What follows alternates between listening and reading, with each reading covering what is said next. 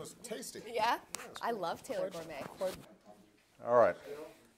Just give me a heads up when you guys are about to start. All right. We got speed. Yes, sir. See, I know the terminology. Speed. I don't even know the terminology.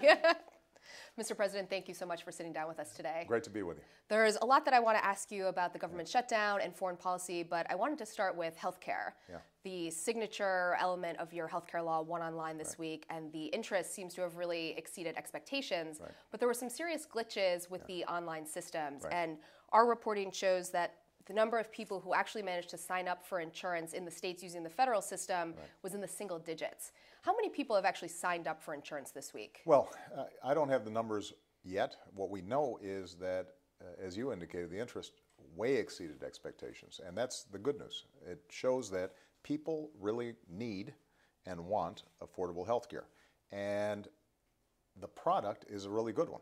It turns out that choice and competition work. So what's happened is you've got private insurers who have bid to get into this system to offer affordable health care at significantly lower prices than anybody could buy in the individual market, because basically they're now part of a big group. And it is true that what's happened is the website got overwhelmed by the volume. And folks are working around the clock and have been systematically reducing the wait times. But we are confident that over the course of the 6 months, because it's important to remember people have 6 months to sign up, that we are going to probably exceed what anybody expected in terms of the amount of interest that people have. Do you have a message for those Americans who tried to sign up this week and gave up in frustration? Well, they definitely shouldn't give up. Typically what happens is when people are shopping for insurance, they visit a site or make phone calls or look at brochures 5, 6, 7 times before they make a final decision. And they're not going to have to pay premiums until December. The insurance doesn't start until January. So they'll have plenty of time. And my message to them would be, each day the wait times are reduced. Each day more and more people are signing up, and the product will save you money. People will save hundreds of dollars, in some cases thousands of dollars, as a consequence of being able to get health insurance that is priced for them and gives them the choices that they need. So the best example we have is actually Massachusetts, where they have a similar program. And what happened there is that the actual sign-up rate started fairly slowly, partly because people didn't want to pay 3 or 4 months ahead of when they would get insurance. But the interest, their ability to window shop, identify what's going to work for them, what suits their pocketbook, what kinds of tax credits they can get, that's already happening. And what we know is that for at least 60% of the people who visit that site, they're going to be able to get good quality health insurance for less than their cell phone or cable bill. And that is something that a lot of people understandably recognize is going to give them the kind of security they haven't had before. The healthcare law is obviously very central to the government shutdown that's underway right now. Are you prepared, given that you're not going to make concessions on your healthcare law, as you've said repeatedly, are you prepared to have the government stay shut down up until the nation hits its debt ceiling in mid-October? There's no reason that should happen. Julie, we can vote to open the government today. We know that there are enough members of the House of Representatives, Democrats and Republicans, who are prepared to vote to reopen the government today. The only thing that is keeping that from happening is Speaker Boehner has made a decision that he's going to hold out to see if he can get additional concessions from us. And what I've said to him is, we are happy to negotiate on anything. We are happy to talk about the healthcare law. We're happy to talk about the budget. We're happy to talk about deficit reduction. We're happy to talk about investments.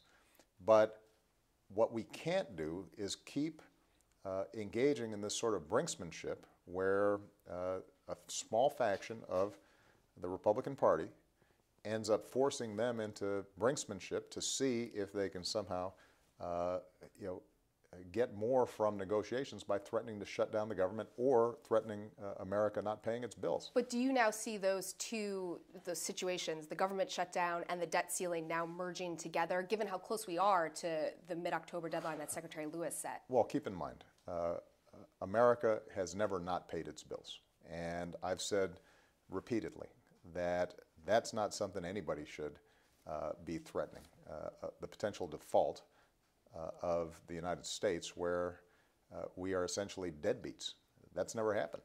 But does that mean that if we get to the point where we're right before October 17th or whatever the day ends up being, that you would actually use some of these options that some of your allies say are available to you, like the 14th Amendment, to prevent a default? Julie, I've said before, there's one way to make sure that America pays its bills, and that's for Congress to authorize the Secretary of the Treasury, Jack Lew, to pay bills that they have already accrued.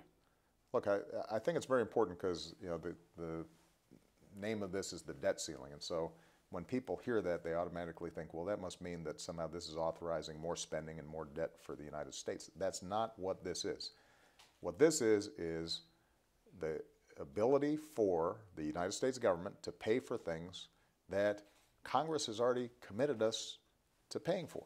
And as a result, this has been a routine vote. It's happened more than 40 times since Ronald Reagan was president.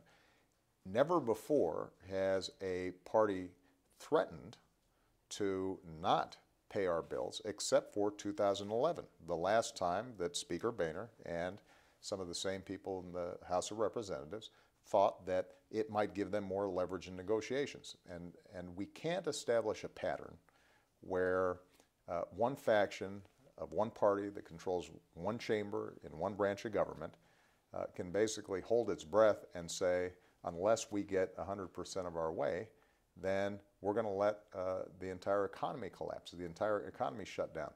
And so what I've said to them is this: making sure that the United States government pays its bills, that's non-negotiable. That's what families all around the country do.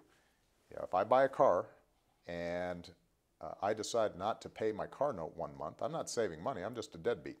Well, this is the exact same situation. But if they don't, if they get up to this deadline and they are not willing to pass this clean debt ceiling that you're asking them to do, would you be willing to take other action to prevent a default? I don't expect to get there. There were at least some quotes yesterday